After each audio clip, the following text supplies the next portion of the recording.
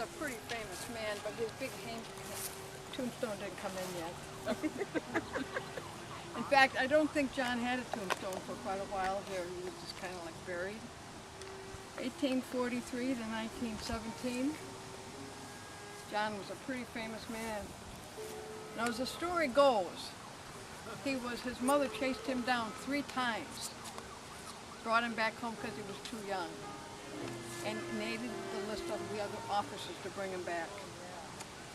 On the 4th time he made it, at that age he was 18, 1861. He enlisted as a private in New York City. John B. Gould was his name. He was small in stature, he was kind of fair-complected, blonde hair, blue eyes. He was a blacksmith by trade. He served 3 years, got 3 promotions, and was mustered out as a first sergeant in the New York Volunteer Infantry of the 104th Company C. I have to read my notes because he was so famous I don't want to make any mistakes here. John was born in 1843. He had a good family life. While he was in his regiment fighting for the Civil War of the North, he defended Washington, D.C. until May of 1862 under the command of General Wadsworth. And you know, these names are familiar to all of us. You have heard them. The regiment saw action in several major battles. Antietam, Fredericksburg, Chancellorsville, and Gettysburg in 1863.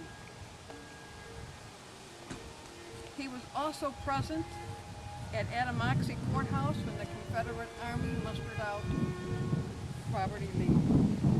The Army surrendered, and he served a very productive time in that service. A lot of things happened to him during that time. He had a brother. In those days, they all served in the same company, and they could do that. His brother's name was Estes. His brother was captured in the Battle of Gettysburg, and he died at Andersonville Prison after a long bout of diarrhea. It's funny how they would remember that, isn't it? They did. And then he became a prosperous farmer in the Delavan community. He had 8 children. He was a very prosperous farmer, and he was very well respected by the citizens of this area. In 1917, my great-grandfather, that was really blood, he really was my great-grandfather. He was in failing health and was admitted to the Milwaukee Soldier Home, where he died in December of 29th of that year. And I think that he deserves, like they all did, much credit for serving in a system that didn't have enough food, didn't have proper sheltering. They slept on the ground, they ate what they could get from other people's places.